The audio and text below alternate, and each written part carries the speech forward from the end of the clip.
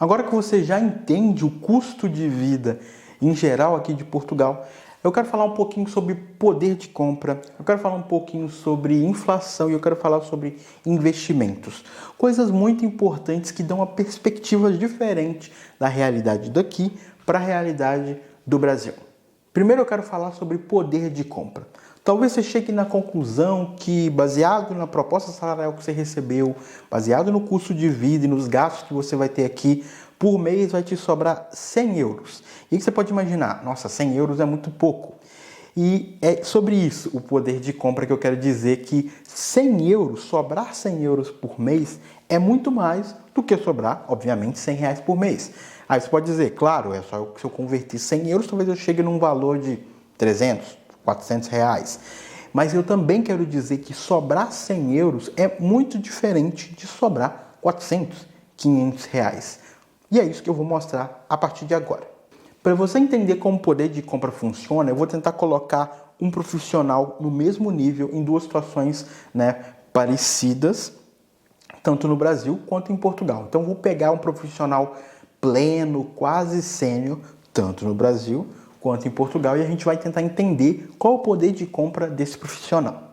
Para isso, eu vou definir um salário líquido, tanto em Portugal quanto no Brasil, para esse profissional pleno, sênior.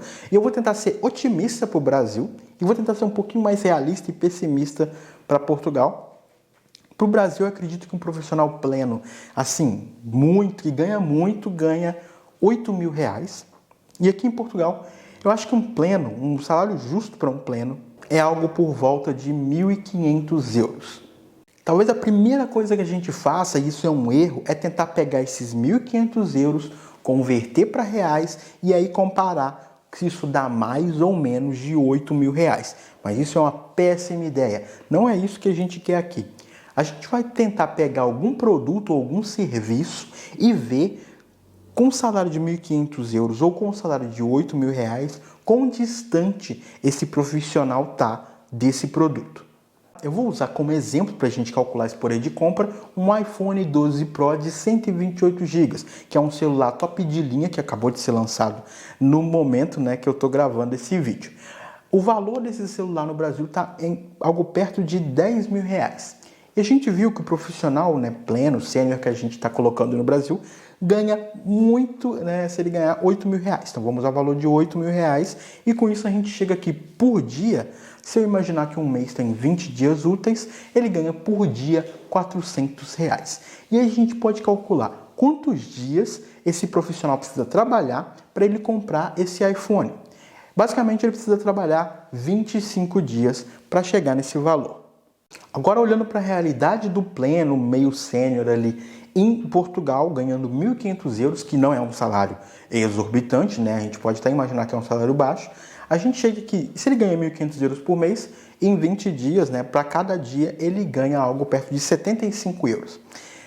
De 75 euros, quantos dias ele leva para comprar um iPhone 12 Pro de 128 GB? Aqui esse produto custa por volta de 1.000 euros. Então, esse profissional leva algo perto de 13 dias para ele conseguir comprar esse produto. Então, a gente tem um profissional no Brasil que precisa de 25 dias e a gente tem um profissional em Portugal que precisa de 13 dias. Então, o poder de compra é basicamente isso. O poder de compra de Portugal ele é muito mais alto do que o do Brasil, porque os mesmos produtos, o mesmo acesso às coisas, ela é muito mais fácil, na maioria das vezes, aqui em Portugal, do que no Brasil. As pessoas precisam trabalhar menos tempo para alcançar esses objetivos do que teriam que fazer no Brasil. Obviamente que existem exceções para esse caso e algumas coisas talvez sim sejam mais baratas no Brasil.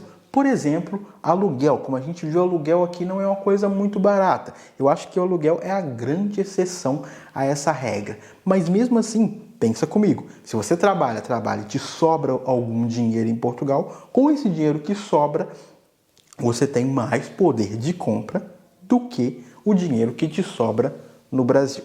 Além disso, eu usei aqui o exemplo de um eletrônico, mas como você mesmo pôde ver no vídeo que a gente fez sobre compras de supermercado, o poder de compra para utensílios de alimentação, produtos de limpeza, também é bem superior. Agora eu quero falar um pouco sobre inflação. A inflação acaba sendo um número que mensalmente varia e afeta e define o poder de compra de uma população.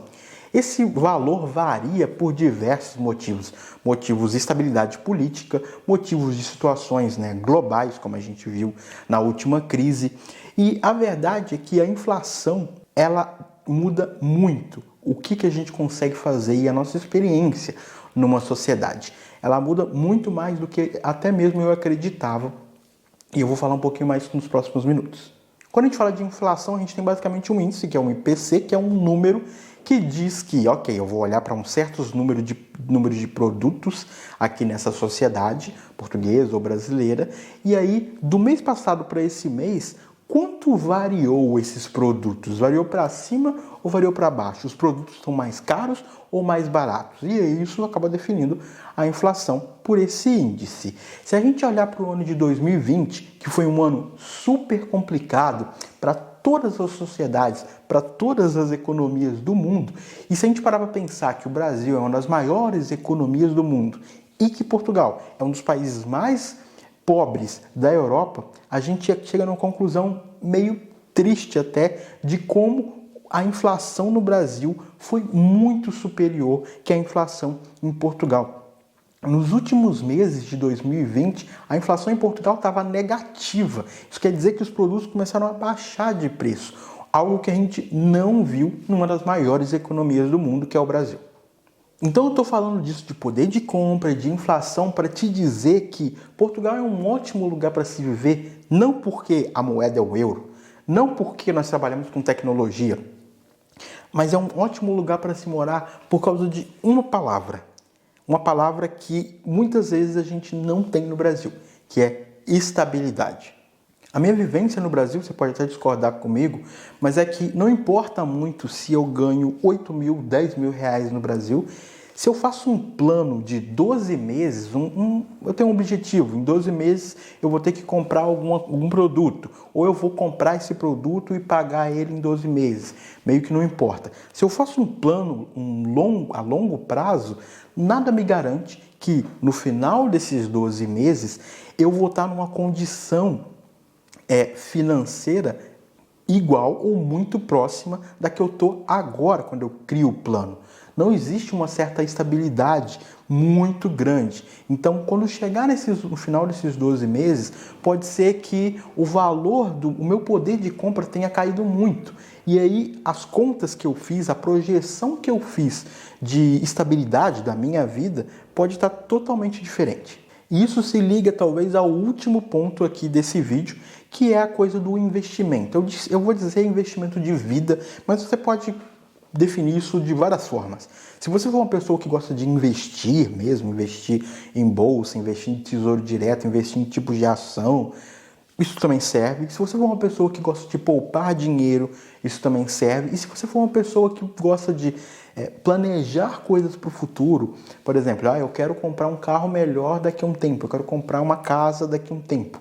É isso que eu estou definindo aqui como investimento de vida. Para mim, morar em Portugal é muito mais fácil você ter esse tipo de investimento a longo prazo, justamente porque existe uma estabilidade maior, a sua vida vai ser um pouquinho mais estável.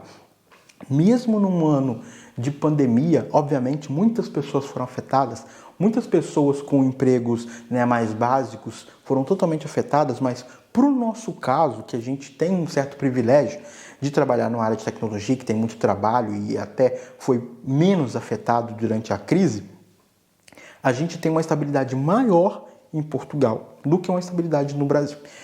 Um clássico exemplo que eu posso trazer para vocês é o que aconteceu com os preços de alimentos básicos no Brasil. Em Portugal eu posso te garantir. A gente teve algumas variações de preço, mas foi muito menor. A gente não viu uma coisa tão absurda de um preço de um arroz triplicar durante uma crise.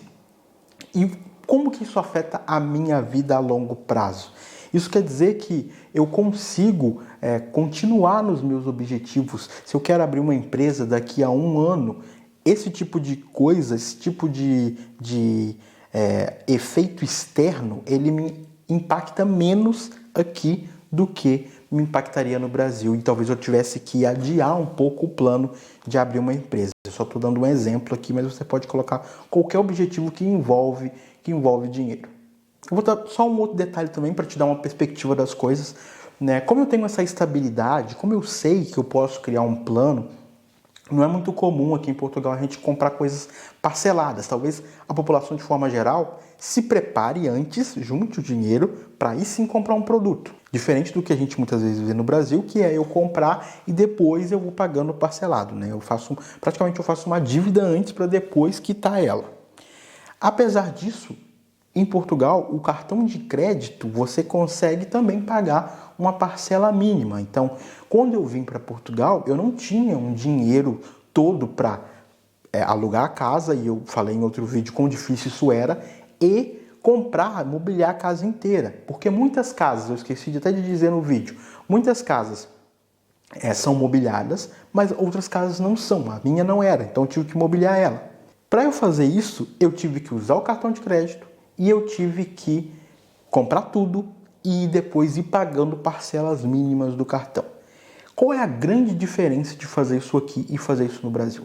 No Brasil a gente tem cartões de crédito com taxas de juro anual de 400%.